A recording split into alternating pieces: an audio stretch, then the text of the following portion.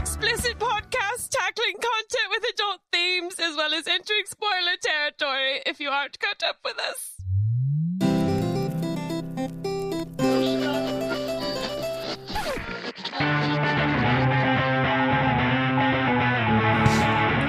Hey there, this is Kross. And I'm John Lennon. And I'm Paul. I think I'm like the Wicked Witch of the East.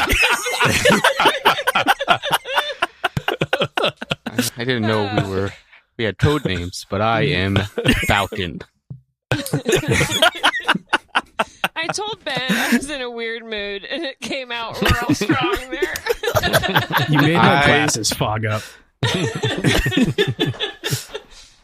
cried. Got a case of the giggles. Yeah, we all did. I think it was contagious.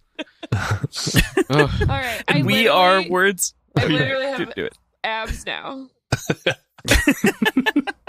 Laugh them right into place. And we are Words and Whiskey, a podcast for veteran and novice readers alike. We tackle fiction novels and love to talk about what we're drinking. You should think of us as your intoxicating weekly book club.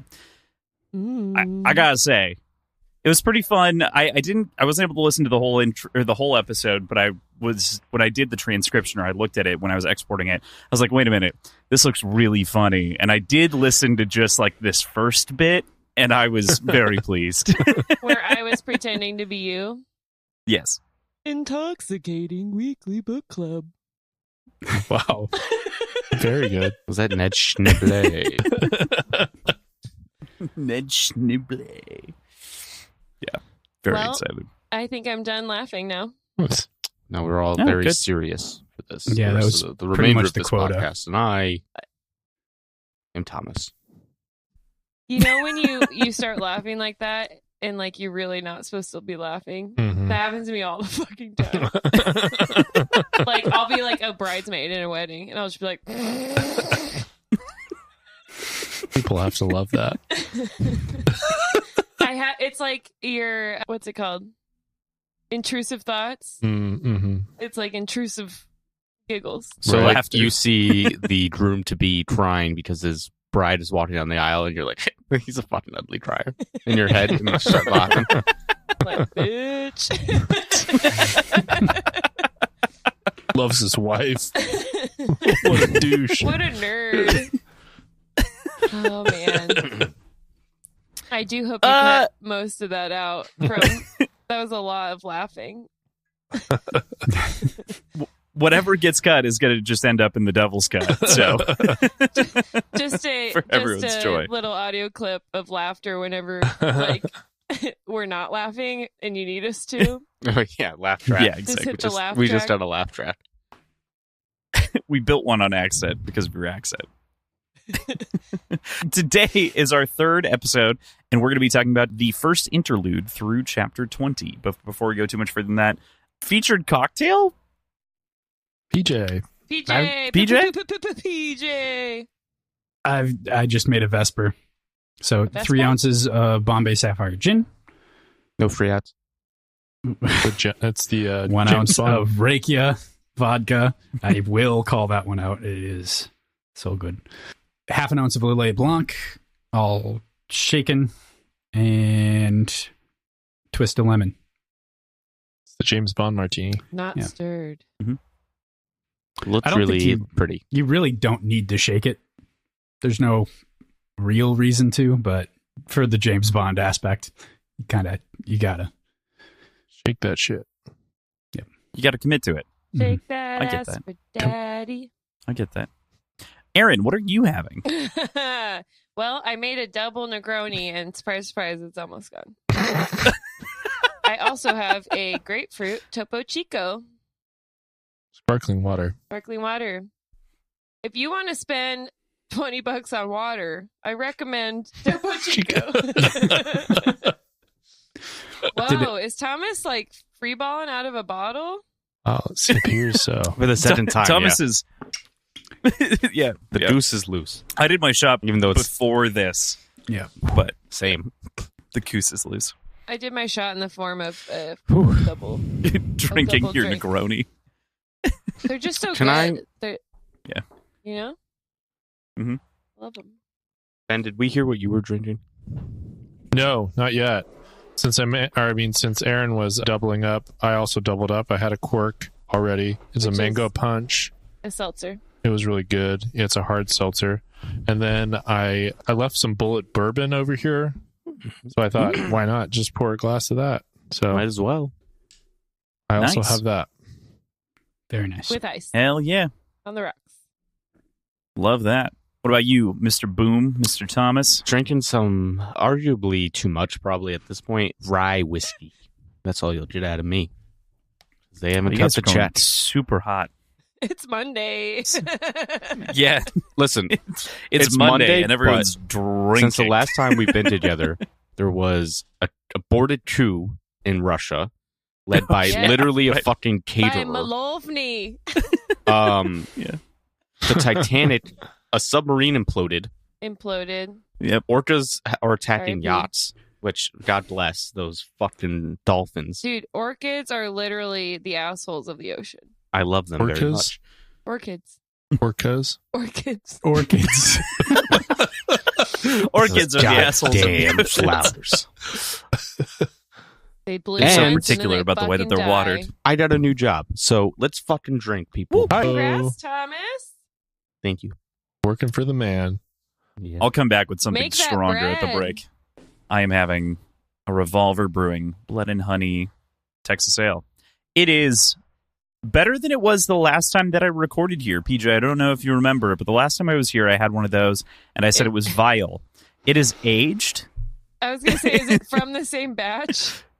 It is. It's the same literally, it was six-pack. next to the ones. Yeah, it's That's the same like six-pack, all- but it's sat another year. All That's parents. good. Got better. My parents have Yeah. Truly from like when it first came out. Wow. Like Sell they're like, those on wow. eBay. we bought you Truly, and then it's just been in their like third fridge in the basement. Yeah. Yeah. I remember I Parent had Hut this. special. Truly God, is one of the seltzers, I think we were right? in the middle of. Yeah. Yeah. That's probably just like a brand new form of liquor now. I know. Right. Oh, Wow. we were doing Mistborn last year in Era 2 when I had it, and I was like, oh my god, vile, would never drink, do not recommend. And now I'm like, okay, buy it, let it sit for a year, and then invest. Maybe your standards have It's not lowered. bad. That could be it. That could be it. It's been a long week. All right. With that, I would love to hear about what you guys thought about this week's reading. You know, I was a little annoyed with Anden. I don't know. I'm not sure if it was this kind of this change in writing style a Were you little bit. annoyed? Were you annoyed with Anden? But yeah, this first section, I was having a tough time with it for sure. It was a lot of Anden too. It was a lot of Anden this week. I don't know. I had trouble, even from the beginning, caring as much about the medical stuff compared to the like Gang stuff. fighting gang stuff. Fair. So, it was like interesting, but I wouldn't say I was like super invested, like whether or not the Aspidians, Right. I would agree. Like got that. channeling. I was like, I don't really care. Yeah. I would say, I guess, for me too, I felt pretty similar. And then I feel like the writing style changed a little bit just because of the time jump. So it's like Dude, more. I think I realized it towards the end of this week. They said something like it had been like 6 years or however long Tar had been gone. I was like, what? Mhm. 6 years. Are you not reading the top of the chapter when it says, I'm not adding oh, yeah, you or got subtracting. And like gotta do that in Rue's your the head. only kid left in the house. to. Yeah, no, and then all of a sudden Nico and Gaia? We're like 13 years down the road here. Gaia? Is that from Red Rising? Jaya. Jaya. Jaya? Guy is the old Um, lady in Red Rising. Yeah. I was like, what? All of a sudden they were both at the Institute. Oh my god. The Academy thing. Call That's why I dude. can't read God. two books at the same time. But no, yeah, they were there, and I was like, wait, what? So every time jump in this book has surprised me because I'm very linear. So like, I've been having trouble until she explicitly like tells me. Are you, yeah, maybe you're not catching it at the first part of the chapter on the audiobook or something. No, it'll say first month, whatever. I don't know. It says 13th year. but I'm Like the not Disney movie. remembering what the last one was. Okay. Got you. Anyway, I felt like some of the exposition on the catch up to me, I don't know. Some of the stuff just sounded like it seemed to like she's a very elegant writer, and it got a little clunky for me at points. When she re-explains things. That and just some of especially Anden's first chapter, I was like, what happened to all of our, I don't know. It felt like a lot of telling instead of showing with some of it as far as the writing goes. So yeah, I guess that was I've noticed that my too. quibbles that week. Yeah. I wasn't sure if that was just Anden's grown, and Right. with that we've lost some of his personality, or if it was just kind of an odd off chapter in the descriptions of things. To speed it up. That's what I thought. I thought some of the speed of moving through time and kind of the years and just that changed kind of the writing style, what's required of the writing a little bit. And so to me, it just felt like the style changed up a little bit, which kind of threw me off. Mm-hmm. Similarly, with the medical side of things, I get where you guys are coming from. I almost wish we got more of it because we didn't get any actual operations. We didn't get to see inside of the operating room. We just got oh yeah, I saw 200 patients. Yeah. And I'm exhausted. I would agree. It felt kind of like we're moving past it quickly, and there either wasn't enough there or it was just we moved too fast. It was one or the other. And I think we moved too fast through it. And if we would maybe slowed down and maybe had a personal story where he meets someone and helps them And channels. Yeah, and that would have helped it hit home a little bit more, I guess. But yeah, the first Anden parts for me were I also want to say that Anden, to me, I'm getting tired of him being so thirsty all the time. I'm he's talking about, oh, he's so hot or he's so attractive, blah blah. I'm at some point, I don't know. Not every man in the world is attractive. I did enjoy. I know from personal experience. Right. I did enjoy the Resville stuff though with Anden. That felt like okay, we're back on back on track. Grabbing to me. the nut sack. Yes. You like that part? That was my favorite part. Yeah. No, yeah, that showed Anden and it just seemed like toughening up. We got back to kind of I don't Gangster know shit. the gangster stuff that we had been See, we don't talking care about. medical advancements. We care about gangster shit. Yeah. I want mob violence. The Barrow stuff was kind of interesting, but also kind of I don't know, we didn't get a ton out of it. Yeah, it was kind of a pass Or a through. setup. Did Just you to check want in. more Grey's Anatomy vibes from the first Anden chapter this week? Yeah, more he's in drama, Scrubs. more personal relations. It just seemed like it was More moving through it too Meredith. quickly, and it's just it was trying to catch us up on 6 years of Anden, and then all of a sudden, Float Jen's there, and then I don't know. It was just like I said, it's just a lot of telling us what's going on in Anden's head and not really showing us through characterization. Mm-hmm. Everything felt like telling instead of showing Yeah. this week. Maybe It very much felt like in a transition chapter, and that makes sense Right. coming a 6-year time jump. It makes Right. total sense, and as long as the book already is that's you what I was about to say. can't It was dive a way in to that shorten hard. up the book. Right. It was it was kind of jarring, I would say, just because of what we're used to and the way the story has been going. So I'm interested to see how much more time speeds up. It's like when you're in the airport and you get on a moving sidewalk. Yes. You're like, oh, We start shit, moving, I'm flying. very fast by stuff. Yeah. I feel like I should pay up. Have I not already? On Loetjen and Anden's romantic relationship. I probably have something to pay up on that too, just knowing myself. Did I already pay up on Let's that see one? here. Loetjen I think running you away did. Let me with just Anden. mark. Yeah, the only one who hasn't is Ben. Okay. But PJ and Aaron, Excuse me? you've paid up. Excuse So me? Ben's bet with Lote is he's sticking around for family, but going to get killed tragically. So Oh, Maybe we it's should still out wait. there. We should wait. yeah, Need more time on that. Mm-hmm. What do you guys Perhaps think, more to come there. Thomas and Kross? Are you allowed to tell us? I think so. I agree that it felt pretty clunky to me this week, especially, mostly what you guys already touched on. But like for the Barrow thing, it's like, when we get to Barrow's chapter, it's like all this, I don't know. There's a couple times throughout the reading where it's just like, this is oddly relevant to things we were dealing with 6 years ago. Like pretty specifically too about things, like pretty minutely. Yeah, And almost it was with Barrow's kinda chapter, weird. I almost forgot that there was even 6 years that had passed just Yeah. because it seemed like it was like I mean, 2 months later. We'll dive into it. It just seems I that should part was probably weird. reread it, like knowing that there was a time jump. Because I think I was Well, the very confused. first chapter is a 6-year time jump. Yeah, I think I was confused. Yeah. I was like, "What? How old are the kids? Since when?" I'm used to books moving much slower. Yeah. I mean, or just like, I don't know. Yeah. It was weird because it wasn't like 6 years passed and then dramatic things started happening.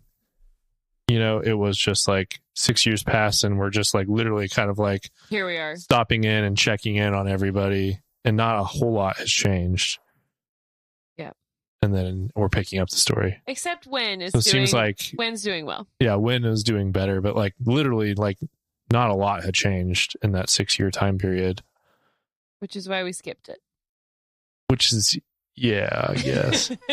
I don't know. Let's get into it. Doesn't fit, but Yeah, I'm definitely excited to talk about it. Just to kind of put the pin on my thoughts on it. Aaron, I think I'm with you as you picked up the book, stared at it, and went, "Should this be longer than it is?" And the answer is, I think that there's clearly some things that had to be excised for just the idea of making this one book, and not probably two. no. Right. Like you can clearly see spaces in which could be easily expanded. This chapter, though, I do think this first chapter that we'll talk about after we talk about the interlude does feel like it should be 2 chapters, though. Just in the way not only that we go to Espenia, but even the first chunk where he could have been, with Lot, right? Like there feels like there's a natural separation point there with that sort of familial tension. Mm-hmm. This book is longer than Dark Age. Yes. That's crazy. That was wild. Is it really? Dark Age. My Dark Age is bigger, but it's hardcover. Yeah. I mean, my They're different hardcover is publishers, right? not as big as my hardcover of Jade's Oh Legacy. wow! It's literally a measuring contest on screen. Yeah. Excellent. Whip it out, PJ. All right. Let's get into it. So we begin with the first interlude. That's right. Kross and I switched up the order for reasons that will reveal themselves. The first interlude, The Long Judgment.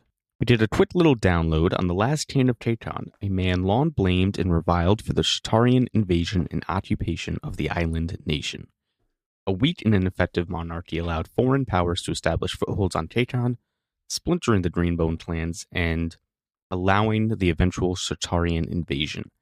Rather than see his people throw their lives away resisting this, King e160 capitulated to the Shatarians, drawing a reputation as a collaborator and traitor, dying in peaceful obscurity. In the modern day, his legacy is being reevaluated, and we learn that he funneled money to the Greenbone clans to resist the Shatarians.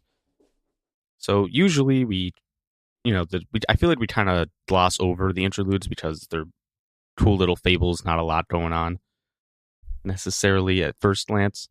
But this one was really interesting to me. I think previous interludes touch on actual history in this world, obviously, but this one was super close to the time period that the books take place, within maybe the faintest living memory for some of the characters here. And as a historian, it really stuck out to me for a few reasons. But before I iso ball on this, did anything stick out to any of you? I thought it was a sad story, that King Aeon did all this for his people and everyone blamed him. Mm. And no one knew. I really enjoyed this. This is one of my favorite interludes. I thought it was a cool story. I think this dude's a G, and I love dudes that are like willing to do all the hard shit and take a bunch of shit for it, and then not don't not get the glory. want any credit for it or anything like that, and just know in their hearts that they did the right thing. I think that's really cool. Yeah. I also appreciated that we moved from like folklore and myth into actual, like, not that distant history. So, yeah, book 1 focuses deeply on religion. Book 2 includes some religion, but seems to blend it into history. And now with book 3, we're starting to get, like modern-ish events almost as history. like, we get straight up mentions of people that are alive and have been like mentioned in the book so far, that the prince. And I thought it was really cool that he decided to take the mantle of prince instead of king to distance himself. That was a little odd, but makes total sense. And I remember thinking about, like, the figurehead is the prince, not the king. That felt weird, but makes sense. And we were like, it'll come. Yeah, I have that in my notes. Like, that's just a super cool little world building tidbit nugget thrown to us. Appreciated. But to me, the reason this stuck out so much is because we see a lot of resistance to quote unquote, like, reevaluating history and rewriting history in the modern day. And that's just not a realistic argument. Like, history, when it's first written, often is so colored by the events happening that you can't look at it until you get down the road. Attitudes change, people change, there's less emotions involved. We see this a lot now with, like, reevaluation of World War II history. Now that the greatest generation is mostly dying out, sadly, we can look at things more analytically and critically and, be like, hey, maybe these mistakes were made. Maybe things could have gone differently. And that's not literally it's rewriting history, but it's not to the detriment of actual truth or actual history of what really happened. And so I just thought it was cool that that's basically happening in the fictional world we're studying as well. And it reminded me of a quote by, I think Martin Luther King Jr. originated it, but the arc of the moral universe is long, but it bends towards justice. And that just kind of stuck out to me with how the king was like, let the gods evaluate me. It doesn't really matter what people think of me now. Right. Eon's a badass. I liked him. And I mean, it's crazy. He's the one who basically saved the Pekingese and the Jade warriors. But now his legacy is like being just a figurehead that everyone ignores. Yeah, like, he sold all of the family's wealth and possessions to fund the war. They say, like, his capitulation allowed them to regroup and actually fight and not just hate each other. Down from the mountain. Yeah, they would have been crushed otherwise. Yeah. Yeah. And then there's also some other real world parallels with the foreign entities getting their little toeholds on Taycan. It reminded me of the spheres of influence in China. So yeah, just more brilliance from our gal, Fonda Lee. Good job, Fonda. Yeah, this was probably my favorite interlude. Totally. Although I like the one that made me think of Moana That's also a good one. in the first book. All right. With that, we'll get into chapter 15, Skeptics, the 13th year and 6th month. We move 5 years into the future, easily eclipsing the entire story so far in terms of total timeline. Anden is working long, arduous hours in the hospital when he receives a call from Martgen over in Expenia to provide an example in the hopes of helping legalize jade medicine in the country. He and a couple of other doctors fly over and spend weeks treating hundreds of patients using the jade disciplines to treat their ailments and whatever ails them. After, he's verbally assaulted in the assembly for being related to and historically working with the Calls in an attempt to deny what was accomplished with his medicine. Ultimately, that fails and jade is legalized in Espenia for physician and medical use. So a lot happens, even in my summary here. As mentioned, it's 5 years to start with. We do hit 6 years a little bit later, but it's like 5 years and some odd months that we've hopped forward. And kind of crazy that we've covered this much time as a skip. I know we've kind of focused and talked a little bit about that time skip, but what other feelings did you guys have about the movement, the passage of time, if any? I don't think I knew that it had happened at this point. We've established that. I was really excited for this. I had been waiting for it. I knew it was coming, or I figured it'd be coming soon. Time skip or the medical stuff? A big time skip. And I think this is another, like, I got burned by the dramatis personae. And I got read spoiled it? by it. Yeah, I read, like, Have you learned nothing? well, I had been every single book, I had avoided it, and Kross is like, you can read it now. You're not going to get burned by it anymore. Crosland. It was just Golden Sun or whatever, Son of a bitch. or Iron Gold, or whichever one had the error Dark in it. Age. Was it Dark Age? I don't know. So I had avoided it up until now. I'm like, all right, fine. I'll just read it. I'll just read everything. And yeah, we know that Jaya has classmates at Kaldu Academy, and I'm like, all right, well, she's a 7-year-old or whatever. Like, we're good at time jump. So I'd been waiting. Yeah. Sometimes you mess up as a co-host. It makes you feel like Not the me, kids are Harris. going to become major players. So she's aging him so fast. Yeah. And just because of, like, we met Juen's kids last week, and, like, it seems like that group is being primed for, like, set up to start getting to know them more over the next, I'm assuming couple weeks of the podcast. And then that they're going to be Or one of them's going to die. That normally happens. fighting this war with Hilo being like 60 by the end of this. Dang, Daddy Hilo. Are you excited by that potential to see these kids grow into adults and power players, and Hilo as an elder statesman? I can't say yet because Okay. I don't know the kids very well. So, like, I don't think I like Nico. yeah, like, I was kind of like on my I Michael don't think Jordan. they don't have like a great characterization. So I would say, like, I want the story to focus on the characters that we know, but that could change very easily. Like, you give We me get some to good know characterization of the kids over the next couple weeks or whatever. He's what, 14? At least at some Right point now in this he's week. still this acting like a reading. kid. So maybe if we like get into his head a little more. Yeah.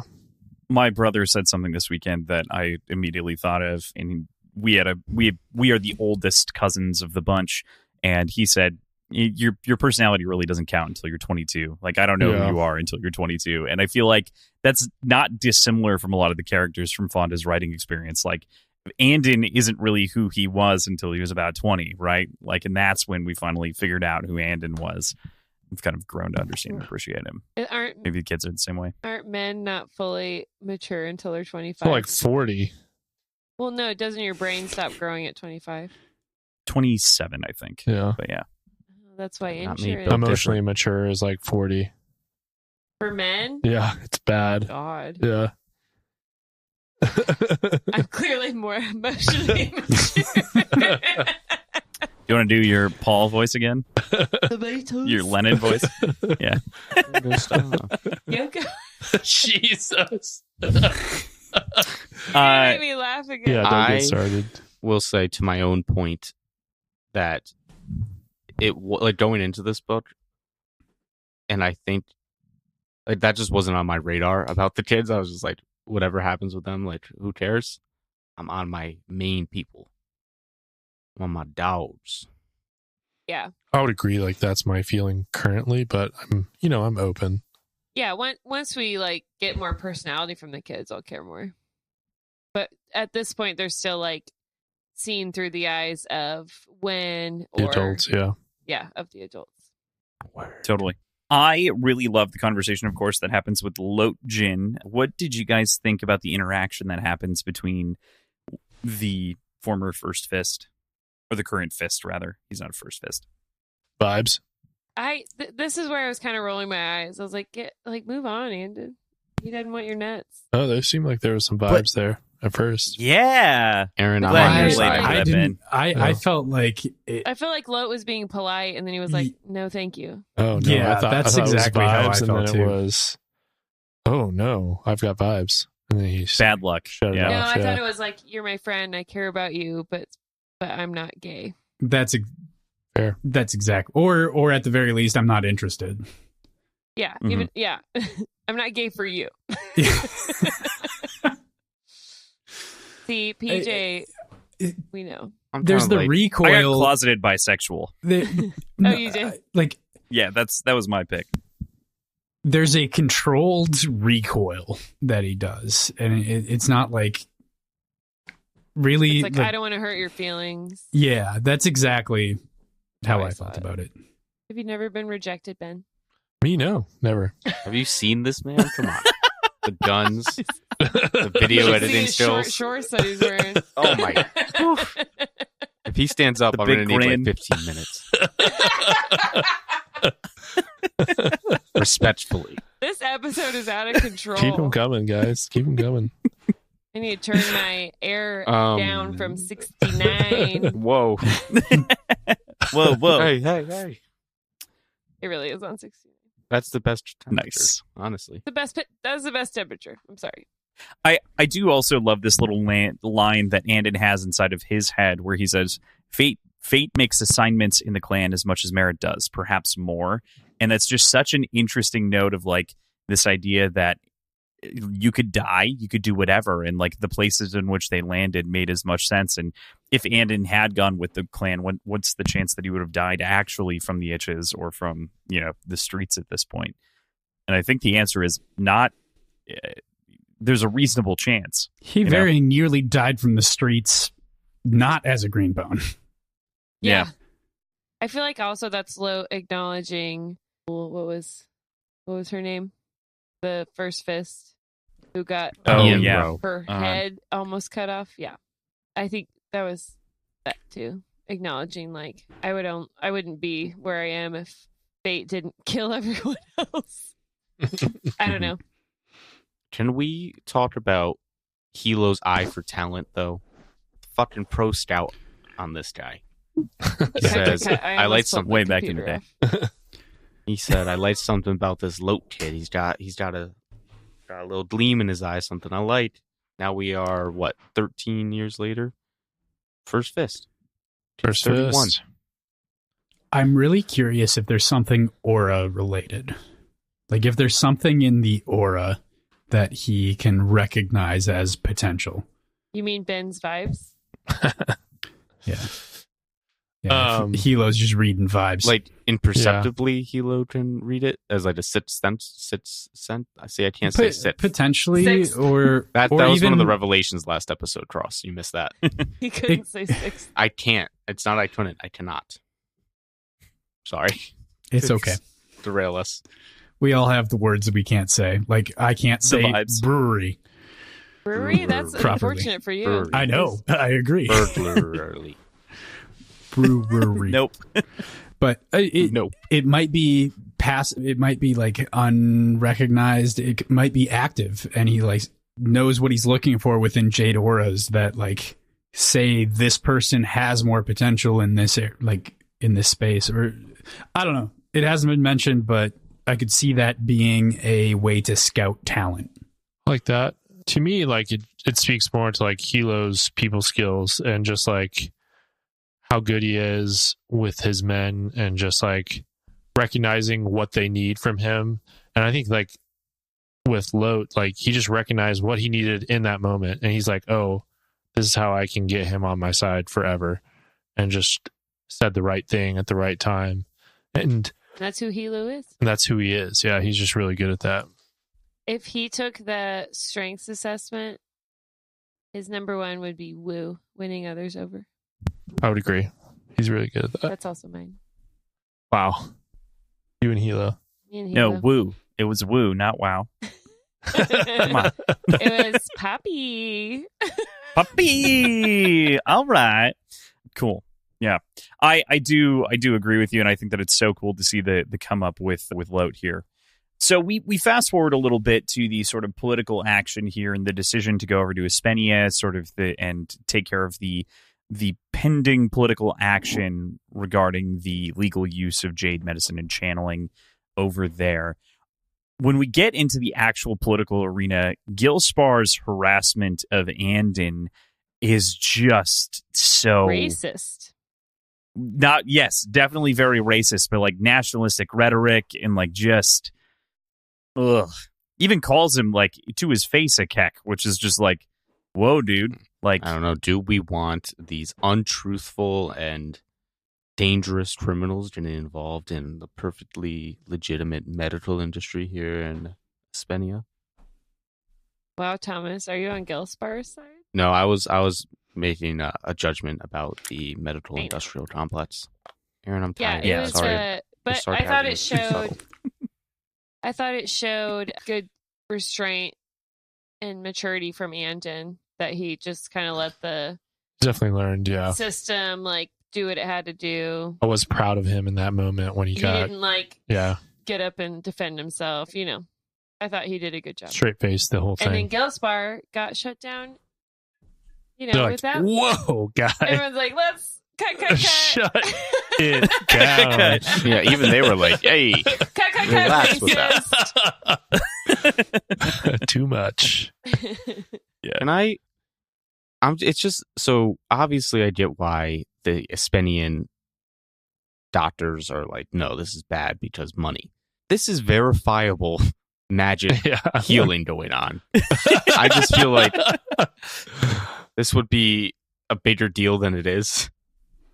Like, dude went For sure. to had like a years long sports injury and got it healed. They can cure cancer like instantly just by being like, that's a fucking tumor, Yeah, no cut more off- blood. Cut off blood. Like, this is insane. The level of stuff they can do. I would go. I'd just go for I'd like, This is Immediate- definitely I'd be something like- like our routine medical pain. lobbying would lobby against in Yes. America for sure. Magic. Oh my god, they'd be like, I mean, Tayton would be the invaded answer to and they'd that, be dead. the answer to that is having the pharmaceutical industry own the Jade and rent it to the operating rooms. There you go. Well, I was gonna say no, stop it. We're to your point capitalist, too. PJ. Like, look at how we treat anything holistic. Oh yeah. I It's mean, like, well, that shit's fake. well, we've got to drain the money out of everything that's currently being used, and then Yeah. when there's a new money making idea, that's when you can use. Hey, I take Psilocybin can supplements. treat depression and all Hallucinogens. kinds of things. Yeah. No, we can't do that. We can't do that. 'cause No. the drugs that are SSRIs We've got those make way already. too much money. Exactly. Yeah. Just take cocaine for your toothaches, kids. Cocaine will Nothing can make go wrong. you have a toothache from grinding your teeth or being on cocaine. Thomas. Never ending Can't have a cycle. toothache if you don't have any more teeth. That's meth. Now we got the dentist involved. Now we're cooking Learned up that some from money. Greg. Greg under the bridge. Old Greg? Yep. Old Greg under the bridge. Yep. Taught me that. We really took a left turn there. I Love it. just I We had did. to get into it. So I think that in general we all agreed. We can come to kind of summarize this bit as sort of expected. There are moments, of course, in which we have the phone call that Hilo calls and is like, "We could take him out. Like we could, Yeah. we got a lot of dirt on him. Like we could take care of it." And it's like, probably not. Like that's probably not a good idea, dude. Which again, oh yeah, for sure. For sure, in the long run, you want him taken out of the political system. But crazy to see how far that spy network has really reached in that way. Knowing that the Call family has all this information on the guy, having a couple of mistresses, and, you know, all of the rest of that as well. Yes. I love the idea of an organized crime like group talking to a technically unaffiliated member or party, just saying like, well, should we kill him? Like, you're having a problem. You want us to kill him? See, that's what I need. I need that gangster shit. Yeah. Take that dude out. I think the right answer would have been for Anden to get close and diagnose something of the guy. Oh, that would have been sick. What does that yeah, happen? like, hey, you got a Oh. little Pull a heart- now Sue. Yeah. But a also, little heart yeah. murmur. Like the end of Limitless. Hey, that left Mhm. knee's really bothering you lately, isn't it? Ka-chunk. Yeah, that would be bad. I am become Mhm. healed. Like, I feel like that would have been a way for it to get more showing instead of telling, to like, and also bringing that person into the fold a little bit. But I think there needs to be adversity, and this is going to drive potentially some revenge plot from this senator or whatever. Mhm. What's the title of this person? Is it a senator? No, it's not ambassador? ambassador. It's Politician. Lobbyist. Some sort of representative. piece of shit. Yeah. Member of the chair member, assemblyman. It's an assemblyman. Okay. But yes. Yeah. I did want to push. I know that you guys were talking about this a little bit earlier. I did want to push back a little bit on specifically about the medical stuff. And I think that this is just one example of the format of the show breaking down just a smidge in the way that this book is constructed. Because we do right away off the bat get a scene with Anden where he's channeling medically and we see those things. And so, like, would this be too soon to be rehashing it and reapproaching it? Well, but we see it with him as a student, and it's astonishing. And him 6 years after graduation could have been so much cooler. Sure. Potentially. Yeah. But Yeah. but maybe you're right. Maybe like the actual degree of difficulty isn't that much higher, and it would have just been rehashing everything. So I That's agree. that's a good point. I could see your point there. Or Contribute. Breaks in a little bit in this one. But the only other thing that I want to tag in there is that, like, we do get a little bit of other explanation too, where it's like, yeah, they point out these things, but then they go to like an MRI or a CT scan to like really get the refined view, which is the other side of like, this isn't a catch-all, so maybe it isn't as fantastic as we thought it was or as it was displayed. It's really great at some things, not perfect at everything. So it's almost like, yeah, we can like pre-diagnose and then we go to the mundane solutions to like really figure it out. Or I thought the MRI There's an interesting was balancing even act to like confirm that they weren't wrong. Mm. But yeah, but MRIs are expensive, so it's like Very true. a quick way before you have to hop in there. Mhm. Assuming healthcare Thomas, is did you have something? the same in this Right. universe. Yeah. One assumes And not Aspenia would universal. charge similarly. We're not in Canada here. The final thing on this chapter is the legalized, right? So the fact that this does end up getting passed. Did you guys have any thoughts on what impact this might have on Aspenia, on KCON, on the whole of the relations of the people, and everything else? What are your thoughts? Well, I'm hoping it makes this like the one thing where Jade isn't a murder weapon. Like, it's not a gun, it's a scalpel. So maybe the mindset will change of it being illegal to have Jade at all. I don't know. Yeah, I think it's a step for progress in the world at large for Jade, and just like we had kind of talked about at the beginning of this book, or at the end of Jade War and Jade Legacy, and then the start of Jade Legacy, is like we kind of thought that these books would be kind of like, or this final book would be more about the way that Green Bones and Jade is going to be positioned in the world at large and the rest of the way, and like what that's going to look like in the future and more modernized. So I think This is the way. this is the step, one of the steps. Need to learn. Cool. Yeah. I am curious if this step of legalization will also bring down more regulations and more scrutiny on the illegal jade trade. I don't know if that'll happen. Maybe it'll make it easier, and using the legal medical inroads as means of funneling more jade into the black markets. I could see it going either way, but I think this will, at the very least, change the way that the black markets operate. Do you think it should have a blowback on some of the Ketanese traditional healers like Doutsana? Yeah, I think so. I think there are going to be regulations that dictate who can and cannot use jade, and outline punishments for people who break those rules. But maybe it could legitimize her. Yeah, that's what I'm thinking. I hope so. Hopefully that could happen. I'm with you. Which brings us to chapter 16, All Business. And Hey, it's me. Just kidding. All business. like, Get it? Jesus. It was the joke earlier. I'm so sorry. Cut. I don't know. I don't know if we like that.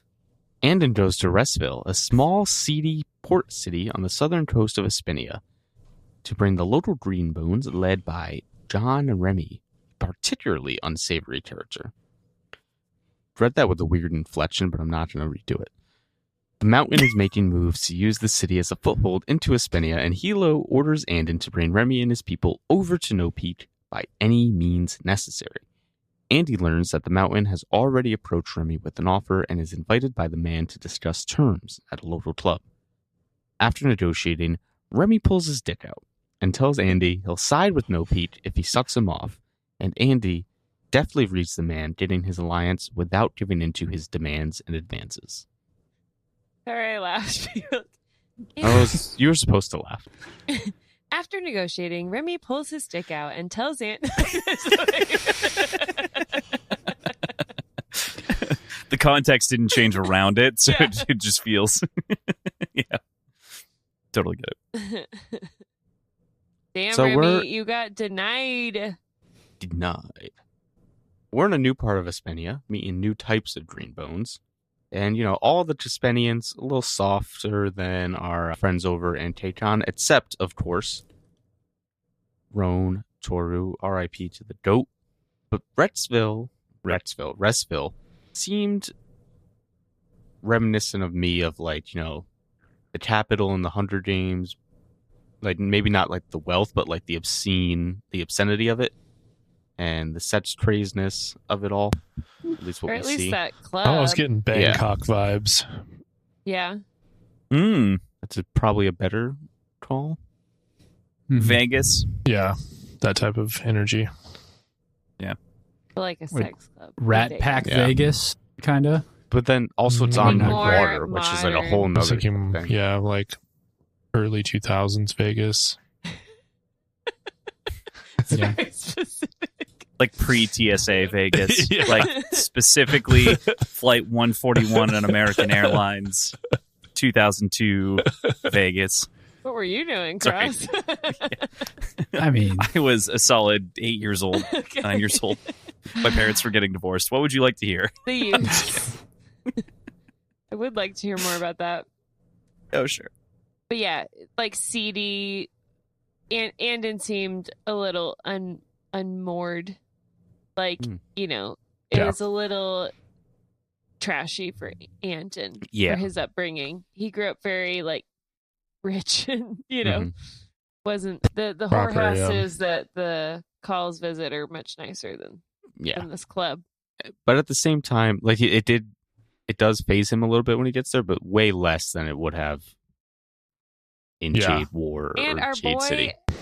has not gotten his rocks off in a very long time since our boy Corey, so far as we know. So it would be tough.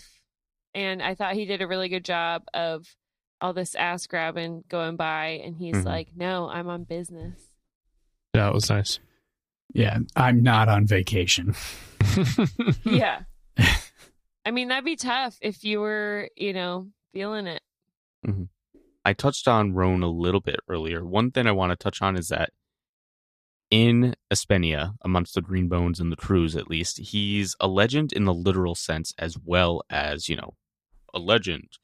And it seems almost like how the Tetanese refer to the Torch of Tayton or the Spear of Tayton. And it's like these figures from a bygone era. Yeah. He's Chuck Norris, baby. Definitely. Hey, do we have any Chuck Norris Roan quotes? It was kind of like that.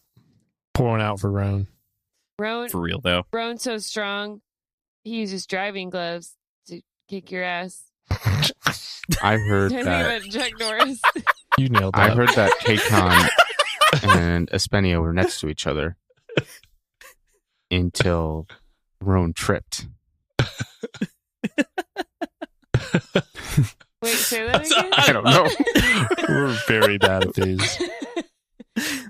I PJ, didn't. you have I was a trying Chuck to Norris invent joke? one without just I like ripping don't. off an old Chuck Norris joke and being like the Grim Reaper fears Roan type of shit. So we're not in fifth grade. What's the name anymore. of We the don't know them. Espenian god? The seer. Seer. The seer fears Roan Toro. Yeah, the seer Yeah. had to There take. has to be a setup to Yeah. that, though. That's the punchline. Okay, let's move on. We'll think of some. We'll get back to you. The Torch and the Spear of Kakon were friends until Roan Toro got in the middle. Until There Roan you Toro go. Broke offered up the them One $1. Mountain Society. How about Yeah. whoever's listening to this comes up with Montoro one, has gives 2 it to mountain us. societies. Nice. That was good. We landed the Yeah. plane, All right. team. Let's fucking go. It only took 7. If you're listening to this and you have a better Road Toro joke, please send them in. We are hurting for good ones. And we It's a will Chuck feel bad about Norris ourselves. Theme. Anyway, yes, we those are the meet requirements. an interesting character here, John Remy, that is the Espenianized version of his name, and much like the other young Espenians we've met, that's how he refers to himself. He speaks in Espenian when talking to Anden, and I was curious what we all thought about him. He was a bitch. Trash. Mhm. Trash. Garbage. Trash. Not for you. I think he is how Anden sees him and how Anden tells him to his face that he is. Mhm. He's He all just- he cares about is power, and if any of the clans come in, he'll lose that power.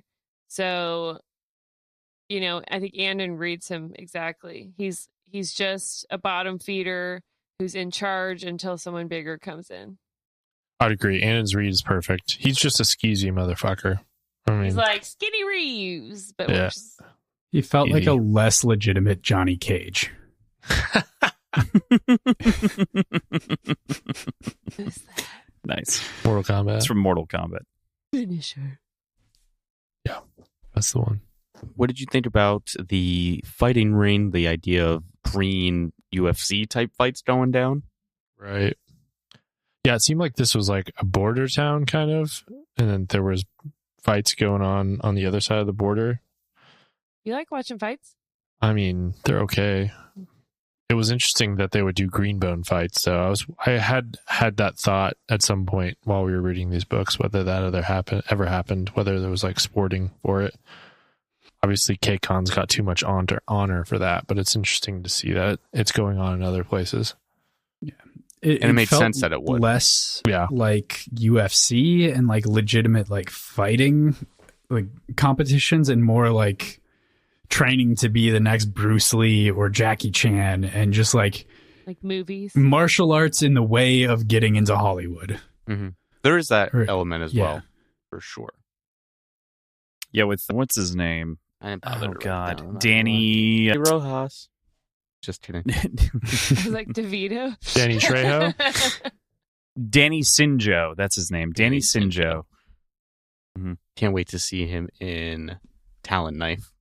Talon Talon knife. knife. Red Talon knife. 2. That was good. I almost The believed you. Taloning. The Towning. The Talonist. See, we're getting better. We just need practice. We're on it. We're on fire. Something's burning. I don't know. Is there any minuscule part of any of you surprised that this seedy, weird town is where the mountain is attempting to make their inroads into Espenia? Absolutely not. It makes sense. I'm sure even it's not the only place. I feel like Mata's like got her fingies and all the jello. She does have her finkies all over the jello, but I have a new metaphor. She really I think likes it weirdly splitting the fits, jello with her too. fingers. I was Yeah. like, Ben just legitimized that. So Yeah. that was good for me. we're going to start using that. Fingies in the jello. Sad. made me I think think it of makes perfect everything. sense. They love this seedy shit. They're not afraid of doing weird illegal stuff, and they're like always hanging out with shady characters. They're got these Baruchan running all over K-Con at this point, Causing And- mischief. causing all kinds of mischief. And I'm not surprised one bit by Aitmata here. Seems like classic Aitmata to me. Mhm. Yeah, masters of the underworld. They just like to they like are really good at manipulating these low life people into doing things that they want. They find like a great angle, and then they just like exploit these low life people into doing stuff that they don't want to do, and it's like And- outsourcing. And they find Dirty ways work. to undercut No Peak Yeah, by coming in to Espenia where No Peak has the upper hand. They're like, well, then right. we'll crawl up from the bottom. Yeah, exactly. They're not afraid of like they don't care about taking the high road. Yeah. And It's like- this city Yeah, is they were already the experiencing a lot of tumultuous activity through the 6 different clans that are trying to claim this city that's a third the size of Adamant Capita or of Port Massey. So like capitalizing on that uncertainty seems exactly like what they would do. So that brings us to the club. And Anden, told by Hilo basically, hey man, we're not there. You got to figure this shit out. Whatever he needs to get this deal done, do it. And Remy pulls out as Fonda is so fond of saying, cock, pulls it out. He's like, hey, yo, suck me off. Get on your knees for your clan, brother. Iwi wouldn't do that because he's gross. He's old and weird. He's like, I didn't even want it from that guy. He old. Yuck. We know Anden's hot. Off like a queer. He must. Aura. Yes. Guy was grabbing his ass. How did he know? Corey knew. How will they know? Everybody's got really good gaydar. I also want to say this whole chapter, I was like, I want to make love in this club. Usher. Wow. Yeah. Oh, I know. What a throw. You know Usher. I had 50 Cent into club in my head the whole time, you did? which is very different. Yeah. No, you got to make love in this club, Kross. I had some T-Pain going on. What I was picturing they were listening to. Which I don't T-Pain? think I had a music. I don't think I had you a music in drink. my I'm head. in love with this stripper. I'm gonna buy you a drink. He just I'll like, say all this time, the buy you a drink. small things. I'ma take it home with me. Dude, the And young that's why listeners all know the small what these things came on. songs So Anden was are. like, get that cock back in your pants. Oh, Thomas with the burn. Come on. Blink 182. yeah. So I would say Anden handles the situation deftly. I thought he handled it great. Oh, yeah. He did a great job. I was really proud He knows of him. how to handle I it. was surprised at how well he did. I was pretty worried about it for a second. I was like, oh, I was boy. like, oh, is he going to suck his dick? That's going to be pretty I was like, dark. Anden, please don't do that. Yeah. Can make me feel pretty. I thought it'd be pretty rapey. I was like, that would not feel good. I was trying to like battle with that. I was like wrestling with that idea in my mind as I was reading on, and I was just like, I don't want to read Ben, that. would you I hope suck that a dick for your clan? absolutely not. Our clan would be in It's trouble like- at that point. You could see Not unless like, I wanted it to. causing friction I know, between yeah. Hilo if that happens. Like Anden thinking Hilo wanted him to do that, feeling used like he did his whole life, and then Hilo being like, why would you think so little of me? Blah, blah, blah, blah, blah. Yeah. But he found a way to not just be like, no, fuck you. That's what I was like. He like got real. He found like a side door. He got real manipulative. Yeah. And was like, actually, I'm gonna, threaten you by holding onto your Right. balls. That's what I loved about it, is it felt like there was 2 doors where it was like, suck the dick or don't suck the dick, and he's going to get really pissed, or yeah. you're like Or maybe even be in danger if he just Yeah. walked Mhm. out. getting kind of raped or whatever, Yeah. And then, but he found like a 3rd door that he made on his own, which I Yeah. loved. And that was a great way to handle it. It was like a toughening up of Yeah. Anden.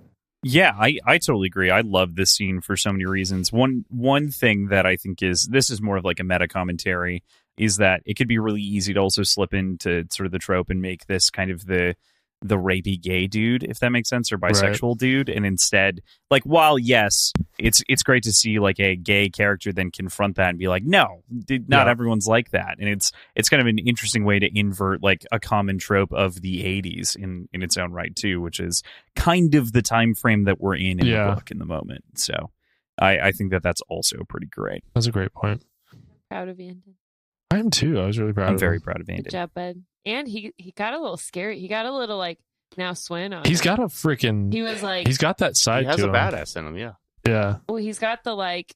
I could be crazy. Yeah. You want to go wanna There you nuts? go. I will go. You want to Get it? You want to go nuts?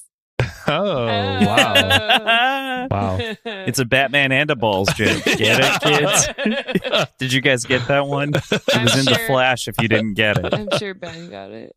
That's what I was. You want to get nuts? That's from Batman the movie. Sure. Yeah. Yeah, I totally knew that. I totally knew it. How do we think this alliance, this agreement, this arrangement between John Remy and his Hespenian Greenbones and the No Peak clan. Where do we think that goes? How do we think it progresses? There's no way this guy can be held to his word in any way. I do think, though, that Anden made the only offer that he would have taken from No Peak, which was, we'll stay out of your hair as long as you don't work with the mountain. Mm-hmm. I agree. I think it seemed like a pretty good solution. I think that it actually will end up being something that John Remy is like okay with, just because it allows him his autonomy for longer. But And maybe Anden grabbing his balls and being mean to him, maybe he liked that. Because no one ever stands up to him. The mountain will probably just like kill him in 2 chapters or something. Yeah. I think you're right. This was the move that could work. This is the only offer that No Peak could have extended that would be accepted in any sort of way. But I still don't trust this guy as far as we can throw him. He's not upstanding. No. He's not John Bad. Lennon. Bad man. Well, John Lennon Or was Jean-Luc Picard. far from. John Lennon's kind of a piece of shit too. But he wanted to love all the people. He also beat his wife a lot. Yoko? Yeah. What?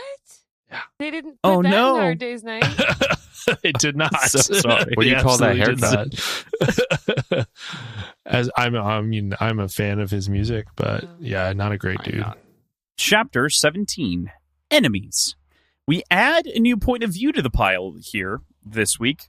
Juen's the Horn of No Peak. We meet in the Twice Lucky, and Hilo brings up the development of new technology developed by an Hispanian company to harvest jade from the depths of the sea floor. Working with the mountain's new horn, Abe and Sorugan, the two teams manage to board the boat and sabotage the ship. We get a couple of other little updates on sort of the goings on and some of the changes that have happened under the horn. But I'm really curious what we think about Juen as a perspective. Did we technically get him last week? Am I losing it? I don't think I so. think this was the first No. one. Yeah. Okay. All right. I forgot. It was surprising, but I felt like it slipped in really easily and well. It made sense. He's very analytical, which was interesting.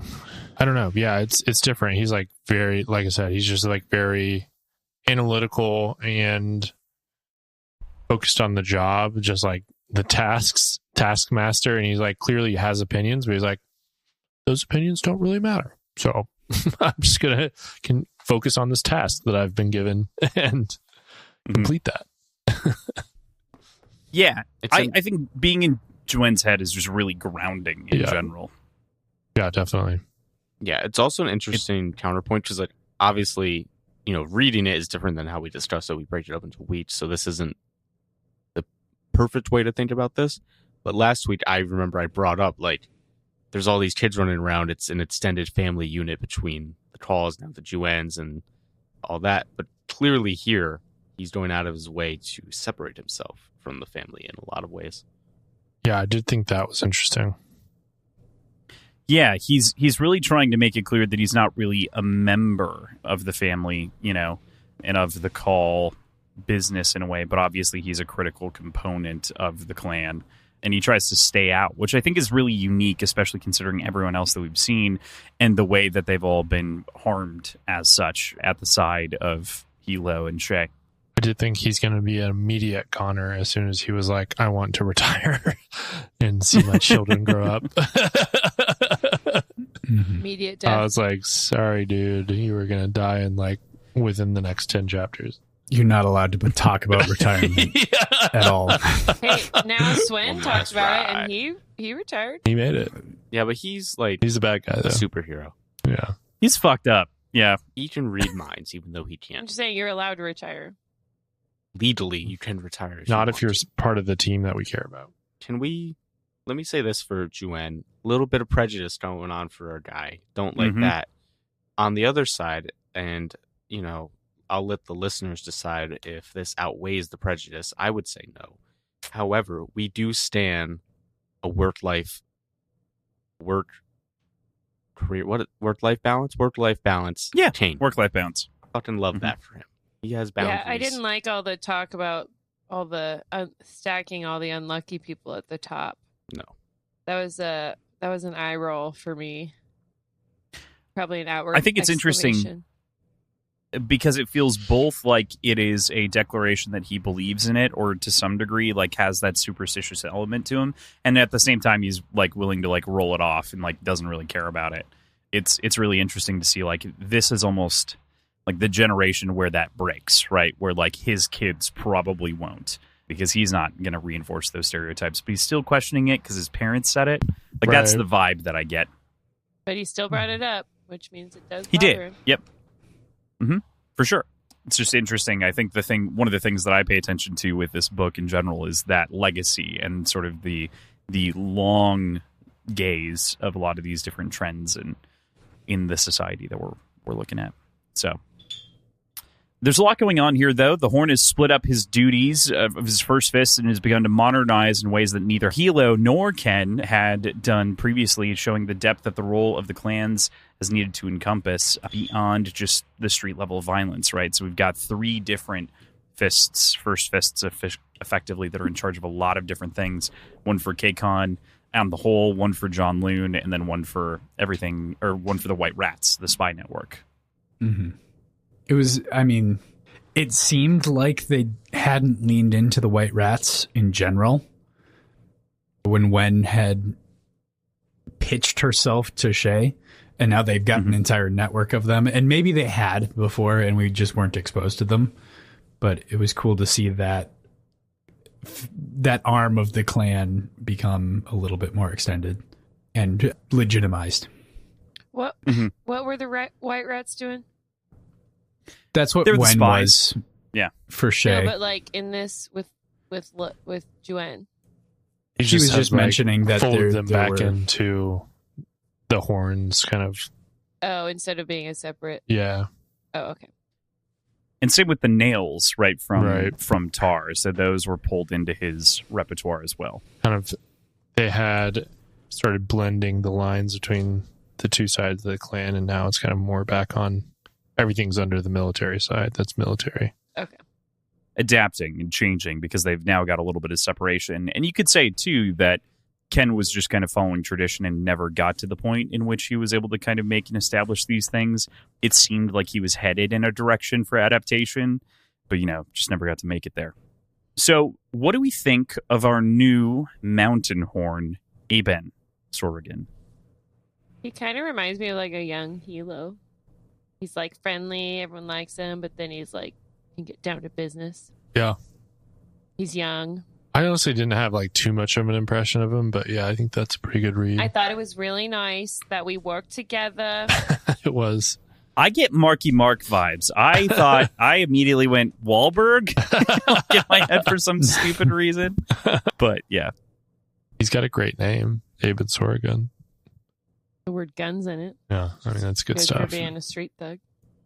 I like that they worked together and they blew up the ship, got away without car bombing each other. I hate a dredger, I'll tell you that much. Fucking up natural habitats. What the fuck? Mm-hmm. It's a passion of mine. Yeah. Where's the sustainability in Espenia? It's annoying. They're not there yet in their art. It's the 80s, They don't we care don't enough yet. recycle. Yeah. And this is why we are where we're at. Why where we are now. Yeah, why everything's totally. fucked. So obviously I love that the plan goes off without a hitch. It's awesome that like the Horn's duty has become we fuck with boats, for the record. Like every time that we're in the Horn's perspective, it's like, okay, time to take out a new fucking boat. Also, can we talk about like the super speed divers? That's Right. cool. Mhm. You never think about Jade abilities underwater. Yeah, like how fast they were moving and stuff. That was good. Cool. Dude. I There's also the like joke that about they... Oh, go ahead. I was just gonna say there's this joke about like, I don't know if you were taught about underwater sea approaches at Wylan or Call Do, but we Yeah. weren't. It was so good. Yeah. Like, Great we need joke. to talk to Grandmaster about that. Yeah. Mhm. I also like how they just blew up the ship just enough that they have to like spend a whole bunch of money to repair it, and then they'll just like, And then they'll we'll keep- just blow this motherfucker up blowing again. That was pretty Just great. keep fucking with them until they stop. Calculated. I thought that was a really good plan. Yeah, I was like, that's a really good way to go about it. Just make it very inconvenient to run this fucking ship. To that point, do you think that they'll continue to learn the lesson and quit, or do you think that they'll like improve things like Joanne? Absolutely not. Yeah, the Espinians are not going to learn a damn thing. But I thought it was smart that they didn't kill anyone, because then there wasn't a cause for like Right. a retaliation. Outrage. It's just business. It's just business, KK. One thing we have not touched on: Juan is out on the twice lucky. That overrated. Wow. He said I thought He's that was not getting in by on the on squid reputation. balls. hottest take of the week He said I ate from at Juan. He said the squid balls were good though. Still, Yeah. He did So admit those two. a couple of exceptional However, ones. Yeah, Which he always eats before these meetings. that very much could be the same reputation it had before. We only heard about the squid balls. Like, the squid Yeah. balls are keeping this fucking place Isn't it afloat. also Gone like Ash was about on him. Elo's on him. eating? Isn't it also about eating with his family? Yeah, like I said, work-life balance king. We stand that about him, but don't like the trashing of the twice lucky. Fair or no? Hey, they Bad Yelp review. harbored jade thieves. So, can we really trust that place? You know who You else? mean- On You accident. mean Barrow? So did the double. So did the double. Barrow and that other guy. Oh, what was Sampa? Yeah, Ding ding ding ding. Sampa. well done. Horrible Have we Sampa. heard anything from Sampa since he got his tires slashed on his bike? do you think his face is We still assume he's really dead in the round? ditch. I think he's lying low. His face is still really round. Guy's just been eating like Diane. Keaton. Oh man. Speaking of Barrow, we catch up with him in Chapter 18, Catfish. Barrow, still operating as a spy for the Espenian military intelligence forces, reporting to his handlers on the clanless future movement and particularly Malovny's actions. 6 years later, Barrow has made seemingly little progress, though he has gleaned a few things. He's risen to the rank of secretary of the organization and gone on a few dates, maybe friend dates with Emma, but he hasn't entered that circle of trust in the clanless future movement. Though Barrow seems to be making genuine effort to get them information, his handlers are getting frustrated with his lack of results and seem to be nearing the point of cutting him loose. So with the time jump, I felt like, for me on this reread, this is where some of the clunkiness that we touched on jumped out. Yeah, this just does not feel like 5 years later at all. Yeah, Like I agree. mean, Like he's still hitting on Emma. Yeah, it's like they're like he's gone on a couple of dates with her, like over 6 years. They've just kind of been Like Going- a long time. and they have been paying him 1,000 thalers a month for 5 Yeah, years. for nothing. He got all that information that they gave him, which wasn't very much. And then just now, they're Right. starting to get pissed. Like, this is, And I get- this is to me you where know- it like didn't really fit in. the Espenians, even though they love money, kind of spend it willy nilly. Right. It still felt weird to me that it's like just now we're. There's pissed no at this guy. tangible information. He's basically like giving them a list of who's going to the meetings, and And it's the that's same people. and that's And it's it. Maybe they see the genuine effort, and because they had spied on him for like a year before, they're like, "This is rare for him." Maybe Yeah. let's see. That's the best bet we have. And it also doesn't feel like the clanless future movement. Has moved at all. Has done It's the anything. Same, it's I'm the just same like, people yeah, at the meeting. It's been 6 years. We can't just kill Malovny. Right. And they're Yeah. still just doing the same shit where they're just like spray painting walls and stuff, like, and then like meeting in secret. and meeting in secret. Yeah. Like, I don't know. There's just like that to me, this one suffered the most, I think, from the time jump, where it just like didn't quite A fit. lot more should have happened. Yeah. Including Barrow can't stick around anywhere for 6 years. Right. Mhm. How can we like, yes, this character did this for 5 years. Also, It's not like him. it seems like he's been making bank for all these Right. years, and he would have have done something stupid. tried by to now. escape. Yeah, would have like fled the country and tried to set up a Or tried to casino of buy his own Jade or something. He's done with Jade. I think I definitely understand that take, but I think on the other side too, I can't help but be like, Barrow genuinely, especially if we keep in mind the end of Jade War, genuinely wants the downfall of the clans as a system at this point. Like, and he'll take. This is further proof that like he wasn't really seeing it with Malovny. He didn't believe him, thought he was a schmoozer, and so went to the Uspenians to take down that organization. You know, as a way of keeping himself up, but thinking that it's going to help take down the clan. Well, last tweet he said that he had basically only kept going to those meetings so he could hit on Emma. Yeah, right. Like, he's but I not- think that he's it's still, It's not you gonna know, happen, Barrow. Yeah. He's not really about this shit. they've gone on anymore. some dates, you know. I don't know if she would consider them dates. I thought it Yeah, but was he thinks they're They the dates. were Uspenians were like, They were "Have you friend tried dates. being her friend instead of just trying to fuck her all the time?" Hilarious. He was like, He's like, What? "This is unbelievable." You're telling me now for the She's first a time. human being? What? What? I do think, maybe just a little long on the jump for this specific chapter, but like there was some cool stuff, like the spy shit not being what Barrow thought. Obviously, Barrow's an idiot. So I it mean, makes good for sense. Barrow that he's just been exploiting this money fucking cash cow for 5 years. But yeah, I feel like What do this you is think like- his savings look like? to me this seems like a year later. You know, like the Yeah. like Not- not 6. not 6, yeah, 5, 6. 5, whatever. Yeah, I said 6 because of the later. It's like 5 years, 10 months now, or something. now it's technically 6. I Okay. believe that this is Okay. where isn't Maybe this it's where closer it to reads? 6. I might have skipped that accidentally. That's Do we okay. think Barrow has saved any money at all? No, sorry, it's the next one that it's 6. It's like 5.5 right now. But yeah. Gotcha.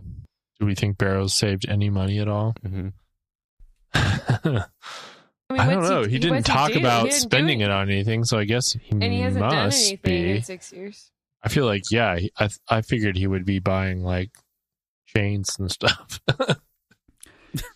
Yeah, he's not spending frivolously based on like what we've seen so It far. is- But we have no idea where he's living or like Just seems how like a he's chains eating or Yeah. anything like that. It is So- kind of amazing that we don't get like, oh, you bought the equivalent of a Lamborghini, and Yeah. that's why he's found out. Something like that. So he has grown. Good for him. that could still happen. So I mean, it's I been don't 6 think I years. realized there was a Well, it's hard to tell in this Wait, one. what? That's what I'm saying. Like, it's hard to tell in this one. Yeah. Sorry, PJ. No, you're It's- good. It was part of my bit, which is based in reality. No, Back to it- PJ. I realized there was a time jump, but even then when I read this chapter, it didn't feel like it felt like. regress. Mhm. Yeah, I was hoping we'd be able to get some. And like this is the stupidest thing, and I know I'm like harping on it too often, and it doesn't matter at all. But I was hoping we'd get some amount of frivolous spending to like try to make a connection of how much he's actually earning in like relative comparison to our dollars. yeah, you don't have to let that go, Big Cat. I know. Get over Like a nice apartment, hookers, Cocaine, cocaine. Schools, Jade? What's it called? Bluffers, Bluffers. shit. Jade. Wolfers, Jade. Nephrite. This guy's a fucking geologist now too. On a serious note, PJ gave me a death look. Oh my god. Looked like Heisenberg with more hair. I'll be real. I was saw- looking at my own picture when I did that. He said, "What the fuck is this guy looking at?" Your Dobby door. Something came through it. On a serious note, That reminded there me of are when we scared maps. Thomas. There are Sorry. hand-drawn building blueprints. Yes. What are they planning? Why would the planless future movement do Sounds that? like terrorism. What? What are they planning? I knew this was going to be a question this week, but I really Oh. don't have a great idea. Like, do you think it's probably not the double? But they're gonna like sabotage someplace. Are you telling all of us? I feel like if it was the double, Barrow would have noticed that. Is it the vault where all the jade is, maybe? Ooh, what a Could deep be. cut. Where's the vault? Heist. Yeah, let's get icy with it. Or the Call Estate. Yeah, Yeah, I I was think thinking like the Call Estate would be another one on my list that, for sure. or even like the academy or something. I don't know. I'd like to thank him. Fuck with the kids. Yeah, I can see any of those being an option, but something very significant, and because this is a story revolving around No Peak, dealing with No Peak. Yeah. It seems like destroying Yeah. Jade would be something that they would want to do. Or stealing it. Or stealing it, yeah. So Frickin' socialists. Yeah, because this isn't like a Jadeless future movement. This is a clanless future movement. So taking Jade and distributing it outside of the clans yeah, seems is that like what they're something. planning to do? Yeah. I'm not really sure what their end goal is.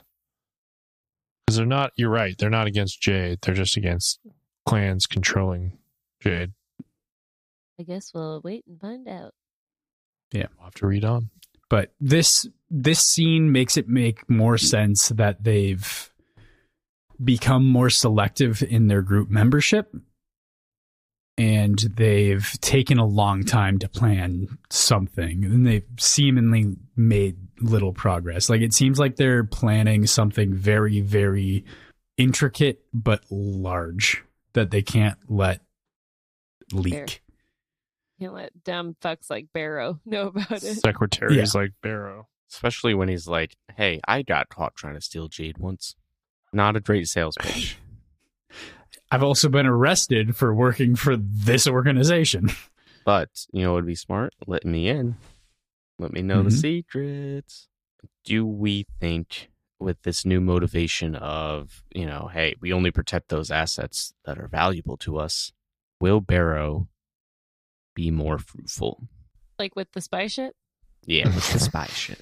I think he's going to find out too late. Yeah. I think he becomes a pawn. I think Emma uses him as a pawn in Like this he's plan. part of the plan. I like that. And I think that's why Emma hasn't entirely rejected him yet. And just putting up with it to use him. Wow, Emma. Can't believe you. Someone named Emma would totally do something like Though, that. You know? at the same time, I think Those fucking Emmas. everybody Hey, my dog's is name was Emma growing up, and she was some sort of pawn fabulous. for Malovny. Saint. Like, I think Malovny is really pulling the strings here. Kross say Malovny For again. sure. Malovny. Malov- Not as good that time. Malovny. That was Malov- good. Malovny. There it is. Malovny. I can't do it. Wow, that is It's kind of like content. Louisville. That's You got to what, like roll your. that's what yeah. content is. TM. Love me.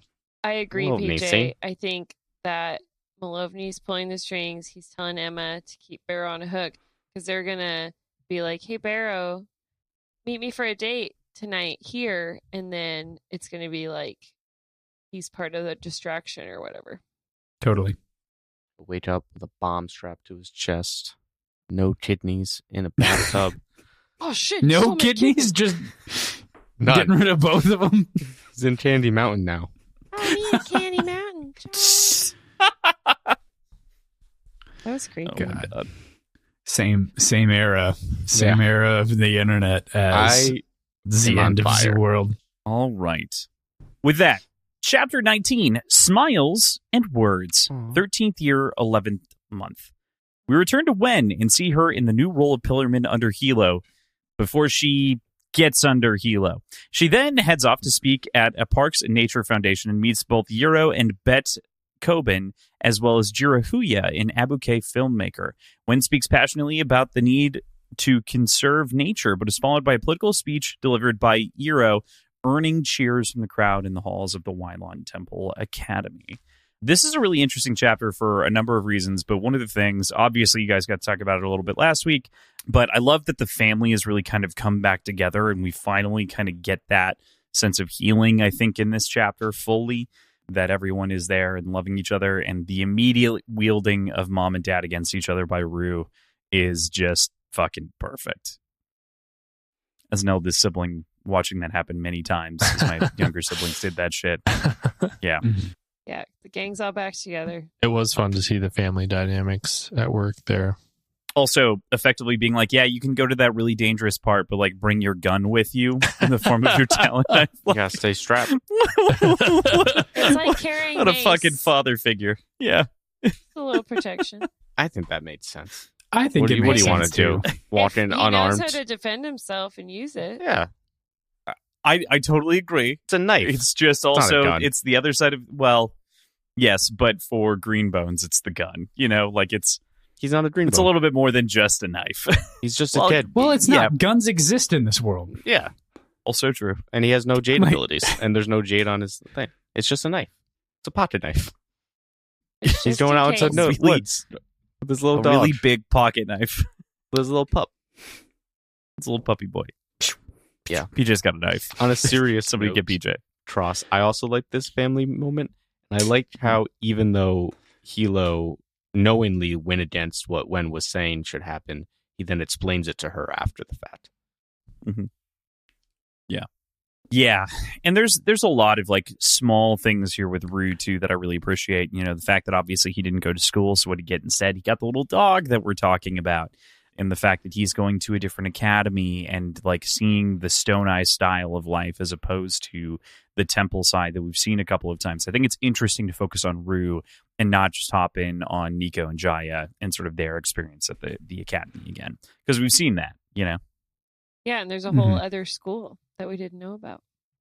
yeah, Wylon. Well, then we never saw. Yeah. Oh, in the academy. Yep, that's what you meant. And Yeah, we have very dogs. Great news. Dogs. Love a dog. Love a cute dog. Also, Wen is such a different pillar man than Mektar and is clearly thinking much more strategically about the role for maintaining a community versus like other roles. And I love that for Wen and her entire motivation and the way that that's shifted. I adore, personally. I really like that here. Yeah, I felt like the call out from Hilo of like that's not what a Hilo that's not what a pillarman does was a little bit odd in that his entire point was we need to change what the pillarman does. And Mhm. like it's been 6 years of her filling this role in a different way than Tar did. So I think it's more. I definitely agree with you. I wouldn't go so far as to say, and I don't maybe suggest. I don't want to put words in your mouth here, but it doesn't feel like it's a disconnect in that way for me, so much as it is like he's like, we'll have Steel Giver Wound Poppy do it. Like Wound Poppy can take care of that instead. Happy. I'm happy. Mhm. And I feel like that's the role, and that's when that pushback of like, well, maybe we should consider more things under this role than even how we've readjusted it. Right. I think Wen is a good way to cleanse the Yeah, black spot the darkness. that Tar left Yeah, I agree. on the roll. And it's endearing to see her using her own strengths in order to push social change and stuff. Even though she kind of gets bulldozed. Because she actually cares about the social causes beyond just the political ramifications, which is something that you can't necessarily say for the other side when we get there Right. for sure. She cares about sustainability. Mhm. Get your photovoltaic And panels conservation. on your house. Unlike those fucking Espenians. Fucking spennies. Just kidding. That was a little much. But the other thing, I didn't get to talk with you guys about this last week because I missed, but I love too that we finally see the repair of the relationship between the pair of them and kind of see them coming back together. In this case, literally coming together as they have kitchen sex. R-rated. Wait, what do you mean by that? No, I mean when there's the No. whole thigh conversation and the legs spread and then He the knows did you what want more? mean. No, I think it's great. Again, one of the things that I really appreciate about Fonda's writing is that this interweaving of sex, of course, which is a very normal thing, is just so perfectly done, I think, in a story that otherwise might skip it. Agreed. The fact that Wen is also now fully respected, right? We've seen and witnessed Wen's come up from book one, where it's we go from Aaron's perspective of Vessel all the way to like leading the clan in the sustainable and like intentional way that she wanted to be a part of from the very beginning, but her gender and societal role had forced her out of. Now she's worked her way there where she belongs, shattered every glass ceiling along the way. You said she's respected, but not by Coben's wife. Well, internally, internally respected. Yeah, and some people are still out there saying that Hilo needs a make by him at all times. He does. I didn't think that was that good of a burn. It really wasn't. I agreed. I was like, It kind of wasn't, but it would be hurtful as when to hear that. Right. From like close members within the clan, like that'd be a hurtful thing to hear. Even though it's not like a super original or like deep burn, like, it would still suck. That naturally transitions into the other side of this too, which is that, you know, from Hilo and from Make One as well, she's effectively lost 2 brothers. This is where we get the 6-year marker from when Tar was banned from the country, and it's effectively as though he's died. They have no communication. It's complete exile, and there's no way that she'll ever get to see again. When she goes to the grave, she brings 2 baskets to Gen's grave and puts 2 prayers up for both of them, and it's brutal, even Very though we know sad. that Tar that is was sad out there where somewhere. he doesn't have a grave. Yeah. Do you think we'll see Tar again? I'm going to say yes. I think it'd be fun to see his perspective. It's him living a normal life. But I think if we see his perspective, it's going to be him breaking from that normal life and silently, without authority, working on behalf of the clan. Or maybe he'll have to come back because they're in a bind. Yeah, I think that's He has to like rescue everybody. where I'm at. I Yeah. think people, Can be called back. you know, people out there in the streets and the listening minds, they like when we do this thing called Make a Bet. Yep. So even though I don't love it, let's make some bets, people. Let's make a bet. Yeah. Into it. Tar bets. What does Tar his bet. future hold? Tar returns and totally redeems himself. I need more specifics. Tar's back and he's totally going to redeem himself on this week's Jade Legacy. Okay. I think that's a bet I'm willing to make right there. Tar comes back and totally redeems himself. Well, the I'm house gonna doesn't say- accept it. that Tar comes back because, like, literally no one else can save the day. Yeah, I like, think he's like called back. like all the calls are like captured or something. He's the last person. And then he has to come back and save the day, and he like dies saving everyone. Totally redeems himself. Yep. So I think Tar witch. Tar unceremoniously, unheroically saves the day in his own perspective, thwarts something that would have been catastrophic in the name of No Peak without anybody knowing about it. Oh, like the king prince had Mhm. figured it out. Oh, wow. Interesting. Interesting. Some pretty good connections book here. reading. That's some good book reading right there. I think PJ's right, but I still like my idea better. I do think I agree. I think he's going to be like a last line. Like he's going to get called back as like the last option. We got no options. Fuck. We have to call Tar. Bring in the muscle. Yeah. What do you guys All think? right. I think Tar falls off a bridge. I think Cool. that Got your predictions. Tar is going to be out in the woods in a camper with his cousin named Gwen and his grandfather in an RV. And he's going to go on a little walk, and an alien contraption called the Omnitrix is going to attach itself to his wrist, and he will become an alien fighter that can morph into 10 specific types of aliens with different What is skills and this from? abilities. I love that Is you've that explained Cowboys and the Aliens? concept of He's Ben no 10. superhero, Oh, or Ben he's 10. a superhero. He's no ordinary kid. He's Tar 10. I have no idea what fucking nerd Kind of sounded like Cowboys black and hole Aliens you for a just dove second. into. It actually is pretty It was a similar in bad concept. show back in the day. I'm not going to lie to you at all. And it had a sick video game on the PlayStation 2. PlayStation. Actually true. Yeah, no, it does kind of sound like Cowboys and Aliens now that you mention it. I never put those two together. Perfect. All right. Love that. So we move on from the graveyard, of which, of course, is very sad, to the Wineland School. And we get this picture of the mountain school for the first time. And I really love this view of walking in and sort of how distinct it feels from Kaldu Academy. But we also, of course, finally meet a lot of Kobans that we haven't met previously. And boy, oh boy, is that a fun time. Koban Euro is described as everyone's uncle no one wants to spend time with, and that is fucking perfect, especially when he later reveals himself to be a racist nationalist prick. Like, yep, all right, cool, good. Right into the stereotype. Like, okay, Uncle Koban. Cool. Yeah, Koban was giving me major Donald Trump vibes. The looters. The environmental destroyers. They're coming. They're taking our jade. And the people who more or hate less have no idea what is going on. Me too. Me too. And the I love No that Peak call, Clan. Oh my god.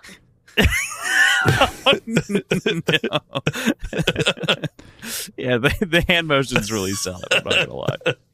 I'd rather Audio pretend medium. they both don't exist. Hey, wouldn't we all? Says we all. What do we think of Koban Euro? His name distracts me. Reminds me of a sandwich. Yeah. Yep. And not a sandwich, Oh. but yeah. A hero. Euro. I mean, he's clearly anti-No Peak, pro-mountain, gonna make Wynn look bad no matter what. Yeah, I thought it was. His wife was fucking obnoxious. Yeah. So, Bitch. If I can say that. yeah. I mean, he was what I expected. I feel like we knew he was the mouthpiece and he delivered on that. To name his wife Bet is just so good because it's like, Bet, I'll take it a step further. Bet, I'll take it a step further. And I just like, I don't know what it was about it, but I just love that sort of like small meta joke in my own head. Yeah. Yeah. The biting words exchange between those two is some of my favorite like wordplay, I think, in all of these books, right? Like this is out of the Pierce Brown playbook in a lot of ways. I love the line, Jadeless women, we have so few weapons. We duel each other with smiles and words the way our husbands do with knives. And the way that exchange goes down is exactly like that. It's so brilliant. I loved Wynn's line. Passive aggressive. That was like, yes, our wives have so much to do with our family's reputations or something like that, you know, where she was like insulting Bet. And that's why your son dropped his last name, right? Yep. That was so great. There's so many of those that it's just like perfect. Nice little shanks. Yeah, I was really proud of Wynn for being able to get those off, even with her. She's not able to think as fast on her feet as she used to. Or like remember all the names and faces. But that's why politicking is its own kind of sport. Right. She got kind of like a political schooling here. And like, you can't show up to the event and actually talk earnestly about the event. It's not how politics work. So Yeah, it's more about like getting the crowd heated up. at my job, we regularly court politicians to come speak at these events. And we're very clear, like, hey, you know, everything's political to a degree, but you cannot give a stump speech if you don't. Right. And then, like, if they do, they're not invited back type of thing. So, you know, we got to get on this organization. They got to give their, they got to rein in Tobin to a degree. What are we doing here? Letting him go off willy-nilly like that. Yeah. There's the other side of that too, where it's like you're also on mountain territory, so he's bound to get away with more naturally, just by the nature of the beast. But yeah, there's definitely a good component there. Good point. Without a doubt. I did also want to bring up, you know, kind of separating from this part of the conversation a little bit. There are two components with Jerhuya, of whom is the filmmaker as well as an Abuke individual, and I find it interesting again that Wen, of whom we believe to maybe be the most progressive character from KCON for the most part, I think I can make that assumption or statement without, you know, diving in too much, makes similar assertions against Abuke, of whom were the true natives of the land, without really knowing the culture and understanding like the rings and the position on the fingers fully and what it means as Jerhuya wears them. I'm curious both on your thoughts on Jerhuya in the ring, sort of that prejudice, as well as Jerhuya on the whole as this filmmaker. Do you think he's a bigger role to play? I don't want to talk heresy here, but did anybody else catch vibes? Well, no, Wen was like embarrassed because she slipped up by asking him about like his relationship status. Like it's like when people wear the what's it called? Kala? What's it called? Oh yeah, Kala. Kala? I'm pretty sure that's right. Is that right? That Yeah. sounded so weird Yeah, coming out of my the mouth. like The Irish the holding ring. the Yep. heart, and like you wear it a certain way to show whether you're single or looking. I think she was just like embarrassed because she like pointed out the ring, like, "Oh, why do you wear it like that? Are you kind of like?" And then she realized, "Oh shit, I was thinking, I didn't mean to ask about your Yeah. status." I thought she was Upside getting down like apple. I artist read it vibes. that way as well. Oh, okay. Jeez, Ben, you're getting vibes from everybody. Hey, Me and PJ are like, there's no vibes. I'm out here looking for We're vibes. vibeless. Listen, Hollywood doesn't give us rom-coms anymore. Ben is searching for them anywhere he can get them. I just thought she was like, this artist is hot. No, I can't see when. I can't really either, but then I don't know. She's got Hot- enough to handle with Hot Hilo artists bending can her over the get kitchen can get counter. anybody, you know. Hey, she's a has to walk with matchmaker. a cane, Remember? you know? Jeez. Hey, canes can be cool sometimes. Yeah, Because make of a all the cane. sex. No. Mm-hmm. Got it. Because of all of the sex. Oh no. We've circled back. All right. The final thing, of course, is Coben's agenda and sort of the way that these speeches go down. We already mentioned, obviously, bringing a plastic fork to a knife fight, but you know, we definitely see a big difference here. What do you think of the Mountains' move in general, and as they're playing towards this sort of jingoistic, nationalistic agenda that we've seen before, played in Jade War, but to use the Cobans as the sort of talking point? What do you think? I just, every time anything political happens, I feel like No Peak is like 2 steps behind. They're behind, but also like they're Schemy enough. well. The Mountains' plan is like it's good in the short term, but it's not a good long term plan. Like nationalism, it's good to like you can appeal to people's emotions and that kind of thing, but clearly that's not where the world is going. So eventually, like it's going to have to change, and you can only get so far with that, like that nationalistic agenda, and it just, like I said, it's an emotional appeal, and eventually that runs out. So I don't know. Ben, let's all take a moment and hope that you are correct.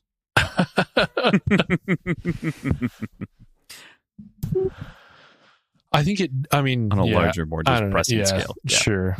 I agree 100%. But I do think like it only has so much.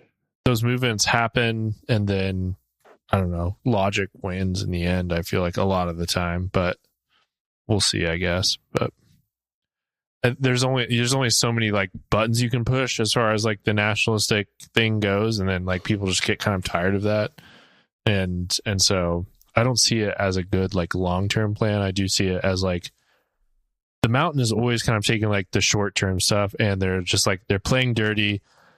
They'll take a shortcut. They don't mind about honor. They're not trying to do things the right way or whatever. So like to me, all of that is just characterizes the Mountain perfectly. Like that's their play, is like whatever the short road is for us to get control and power. And then once they can win this way, doing this nationalistic thing, but I guarantee you, if this continued 10, 15 years down the road or whatever, they're going to have to pivot their platform, because that's just not going to work. Mm-hmm. But Especially that's kind with of the been way the their world is deal, going. though. Yeah. Like they're constantly pivoting their platform. Yes, and they're able to do that very well. Yeah. Anyone, friends? Pivot. The couch, yeah. Pivot! Pivot. No one. I'm also old, Aaron, thanks. I got it. I got it. We're all millennials here. Yeah, it's true. Even Thomas. Millennials are the widest Even generation. me. Isolating. It's how I signaled to Thomas that I'm good Oh. Well, I wasn't looking. It's like, yes, sir. for my chapter. All right. Yeah. So No, it's my move. It's like, yep, you. we have Cut, one cut, cut. last chapter. Chapter 20. Progress. Hilo continues a years-long habit of training with his men at the Tall Estate. The previous 3 years, Hilo had extended an invitation to this elite sort of gathering to Jim Sunto, who has seemingly successfully reformed the Technese military. After another sparring/training session, Sunto reports to Hilo on how far the military has come under his tutelage before departing and letting him know that he's moving into a new business venture, a private military company. Hilo, not pleased with the news, and the pair part on what I would categorize as less than friendly terms. Jim's got a pair of balls on him. Dude kind of just doesn't give a fuck. Uncupped balls. He does not give a fuck. And Might be wearing a like cup. Hilo, understandably with the news, but Hilo shifted on a dime. Like he was so okay with their less than like professional demeanor and like his informal way of addressing the horn because the relationship just kind of worked that way. And now he feels I bet he feels a little bit betrayed to a certain degree and taken advantage of to a certain degree.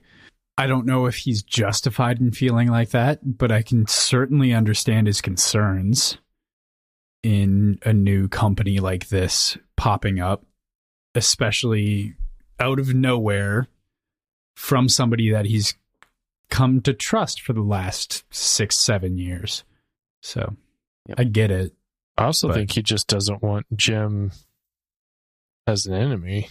Like, I feel like he knows that he's like formidable, and so like if Jim was hired by an enemy or something like that, Yeah, it's a people real don't- threat. He doesn't want the smoke. Yeah, So wearing Jade, fighting in a weird way that Yeah. Hilo's been training to combat for years, but no Right. one else, not many people at least in No Peak have. So in that respect, does this kind of strong arm him or subtly strong arm him into putting these guys on retainer? That's a very interesting thought, PJ. that is a really interesting thought. Maybe that contributed to his anger a little bit. Is It's that like- maybe why Jim even told him? That's Yeah, I could see that being provoking. yeah.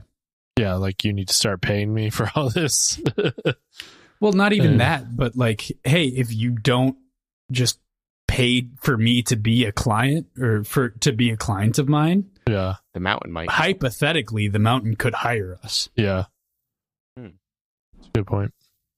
That's why he's like, don't bring your mercenary shit on my turf. Yeah. On my island, bruh. Can I just, so this is very meta, I think, but I just feel like in these situations, whenever this happens in a fantasy story, I'm like, you gotta just kill you gotta kill him. You can't let him walk away after this.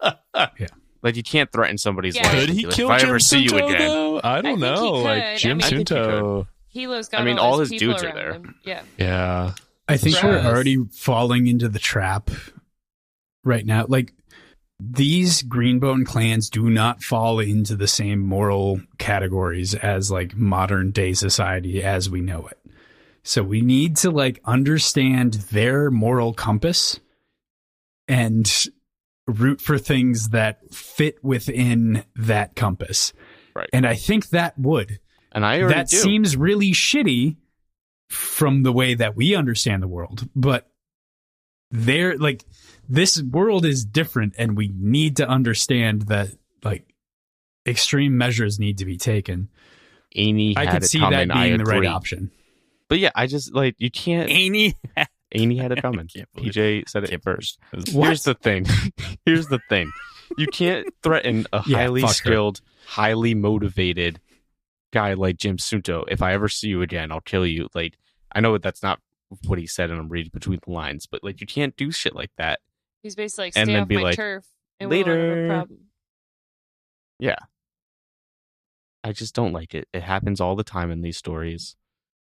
I just wish one time they'd be like, you know what? Actually, no, fuck you. Like, you're dead. That was dumb. And let those consequences happen. Yeah, Anyway. I think we will regret letting Jim Sunto walk away in this moment. Most definitely. Definitely. Jim Sunto is a fucking bad boy. In more ways than one. Because before he tells Hilo about his private Jade-equipped military force he's got going, he's like, you know what would be a good idea for the Tetanese military? What if we open things up to people who don't have a lifelong of Jade training and let them use some SN2? Non-starter, obviously, for the Tetanese. Yeah, it seemed like that was like two people who really just don't understand each other. You know, and they have like... They're operating on different wavelengths. Yeah, just like completely different planes of existence, kind of. And just like for Jim, it's like, this is not a big deal. For Hilo, it's never like not even a question of whether he would ever use that stuff. So it's just two people who are incapable of understanding each other. It's interesting, too, because Hilo thinks of... It seems like Hilo thinks, you know, Jim is Tetanese. He should think like a Tetanese. He should just be Tetanese, even though he grew up in Aspenia. And doesn't apply that same, like, you are what your genetics are, I guess, to Anden, who is half Aspenian. Mm-hmm. Why isn't he, like, he's always like, Anden's always been Tetanese. Even though he looks Aspenian, even. Which might be, you know, obviously half Tetanese. Which is like an interesting thing to me. I think that gets into like the way that Hilo cares most about culture. Like he even acknowledges, even in Jade War, the sort of imitation that, God, what's his name? The guy that we kill in Jade War. Got Ash? Not Make. Nope. Starts with an M, though. Malovny? Which guy? I'm thinking the Uewin. The Uewin. Oh. No. Nope. So, Zapunio. Yep. Yeah. I thought you were talking about Shay's lover. No. Yeah, totally understand. Maro. No, Maro. Yeah, no, I'm talking the way that he culturally respects Zapunio, even though he thinks that what he's doing is deplorable and kind of an offense. He at the very least has an understanding for it. So he thinks that like you're striving for something that's culturally Kekanese, even if you aren't actually Kekanese. And he sees this as an affront to the Kekanese culture, despite mixed heritage. I don't think that he actually cares about the heritage so much as he does what you do with your heritage or what you aspire to be. And if you don't aspire to be Kekanese, it doesn't matter. Yeah, I can believe that. I can get behind that. That's what I feel, at the very least, from like the way that he reacts to a lot of things. Either way, I don't think friendship was likely to work out between these two. No. There was like a weird, not begrudging, but like a weird, wary respect, I guess, between the two of them until now. Cool, rad, dope. Yeah. We kind of touched on a lot of it. We went backwards, more or less. One thing of note is that we have a new housekeeper at the Tall Estate, Sulima, which I just read this week. Kiana retired. Listen. Yeah, God bless. I must have just skipped right over that. Did Kiana die? She retired. She's in semi-retirement. Oh, okay. Hope she has a sick pension. Hope all her needs are being taken care of. These kids grew up, though, you know. Yeah. Kiana. Rip in paradise. Hopefully, she's not dead. Or retire in paradise. You assumed I meant something else. Yeah. Got Thanks. him. You got me. You really It wanted was a someone T-ball to ask. joke. Yeah. Really, I lofted that one. I was like, please take the bait. Somebody take the bait. I hate you. Yeah, And okay. now, You guys, you're without being further bad. ado, Oh, yeah, but we've always hated each other. You're like It's all Jim good. and Hilo. yeah, that's all I got. Good week of chapters. Mm-hmm. Who, in your triumvirate, you three, you novices, you new readers, who won the week this week? Bet. Anden. Yeah, Anden for sure. I think Anden actively made the most progress towards any goals that Opik has. I just didn't love I like that Juan worked Him. with the mountain horn and blew up a boat. I thought that was nice. Chuan was my second pick. Juan was good. Way to work together. Anden got medical Jade legalized and grabbed a dude's balls. grabbed a threatened him. guy's balls and threatened him. So that's an automatic Yeah. winner for me. That's all it takes. Nope. That's all it takes. Note taken. Few, Kross, who do few you think? books make you as physical and entirely, and to get to that, to what I was just saying as well, few books like make you literally like imagine someone like they're like he grabs his balls and you're like cool. And it's like he cups the balls, says a line, grabs tighter, says another line, and that's like, ooh, it's a lot of y'all are squirming. I'm like, so what? yeah, Rip him off, Anden. yeah. Kidding. Chuck him in the dumpster.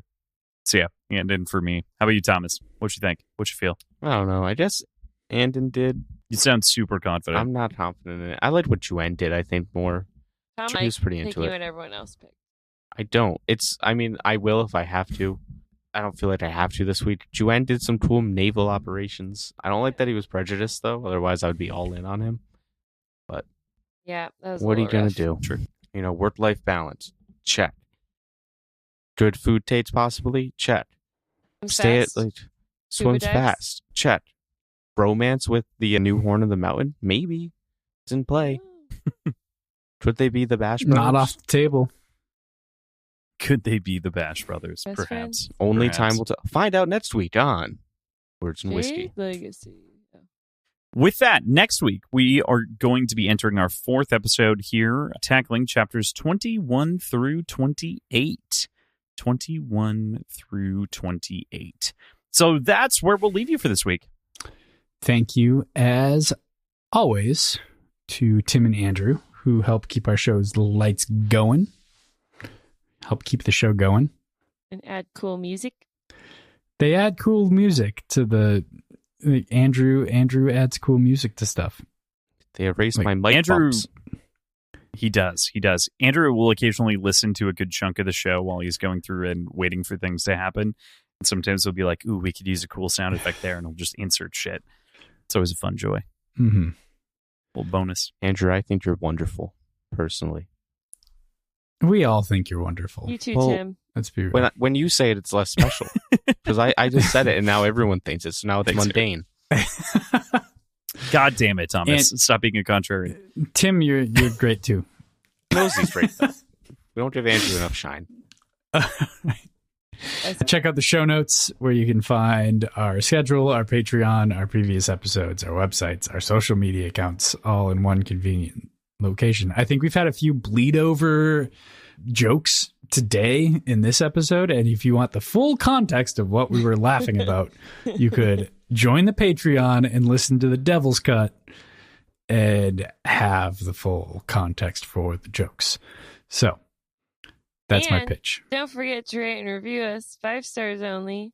If you don't give us 5 stars only, then we will, I guess, grab your nuts. Ah, and I knew it. threaten you. We have to. We have to. We must. We will shove We your won't cock like back it. in your pants. Yeah, that was like. And we'll zip it up aggressively. Yeah, that was very like. Thanks. I did think it was funny that he zipped it up. Yeah, put that shit away. Mhm. Anyways, I just expected a little pat. Yeah. I know. That's, uh, what is it like? Love that. I'm yeah, not going 5 to be doing stars, any of so that. you can avoid all of that. Mm. Perfect. As mentioned, Words Whiskey Pod on Twitter, Instagram, Reddit. You can reach us out to us at wordsandwhiskeyshow@gmail.com, patreon.com/words and whiskey, like PJ had mentioned.